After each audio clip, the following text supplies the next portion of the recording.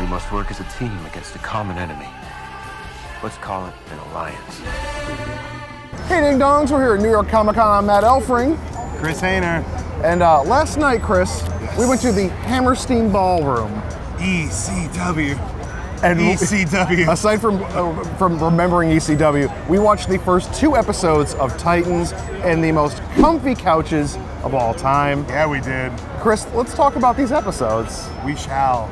First 2 episodes, like I said. And Chris, overall, what was your opinion of said episodes? I didn't love the first episode, but I will say the second episode really hooked me in, and it made me like the first one more. I kind of love it. Like, I love what they're doing. If this is the template for what DC Universe is going to be, DC Universe was a very good idea. Yeah. The first episode kind of tosses you into the world that Titans takes place in, and it is not what you expect. It's not CW-y. It's not like the movies gritty and dark. I mean, it's dark and gritty, but it's kind of way crossing the line. So that first episode's a bit hard to swallow. Yeah. It feels like it has a bit of the CW mixed in, a bit of like, as far as content-wise, the movie universe mixed in, because like they say a lot. Yeah. Like a lot, and there's lots of blood. We can't even say. Oh. And then a bit, and also they also throw in like sort of the look and feel of Gotham a little bit. It's like a greatest hits of DC.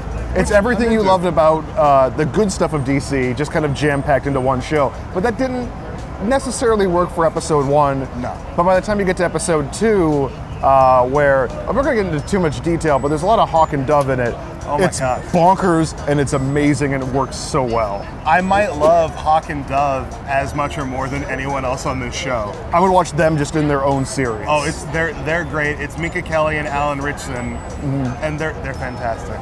So it's an ensemble cast, and they are all kind of separated at the beginning. They'll eventually all come together, but the first 2 episodes we really don't get to see them merge together. We see Dick Grayson and Raven / Rachel Roth come meet and sort of partner up, but not in a superhero-y way at all. No. There's not a lot of superhero-y. There's superheroes in this, but it's not very much a superhero-y show.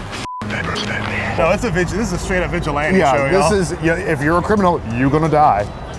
And in a really horrible way. Awful way. There's some I don't know how deep we want to get into some of the pain that's dealt out. Oh, well. But there is a moment where Dick Grayson breaks out a car window, grabs the bad guy's head, brings it down, and rubs it against the jagged glass of the broken car window.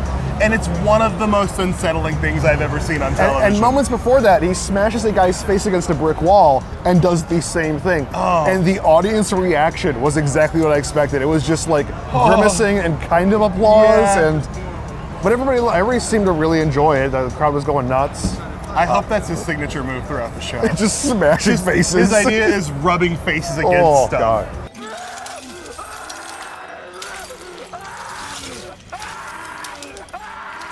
And that's something we saw in season 1 of Punisher, where Punisher just smashes a dude's face and then into broken glass and just, bye Jigsaw, pretty boy's gone. So that's the new move in superhero comics and movies. Fine with it. Yeah, I don't know if I'm fine with it. It's a little much. It makes me super uncomfortable, but I feel like that's how Titans wants me to feel, especially when we get into the weird assassins in episode 2, which I won't say too much about. I'm super into it. I'm so into how weird it is. I love it, and the way they're introduced, you're like, oh, this is not going at all how I thought it was going to go. I feel like this show is a lot of, this isn't going how I thought it was going to go, but in a good way. But again, that first episode does have a little bit of a hump to get over, just to kind of get yourself into that world, and it's kind of the same way I felt about Gotham, where I wasn't into it at first, until I realized, oh, this is just what it is, accept it. Yeah, the thing about the pilot episode is that it has a lot of work to do in terms of just, we have to introduce each of the Titans in some way. And that by itself takes up a lot of time in a world where it's the first episode is mostly Raven and Dick's story.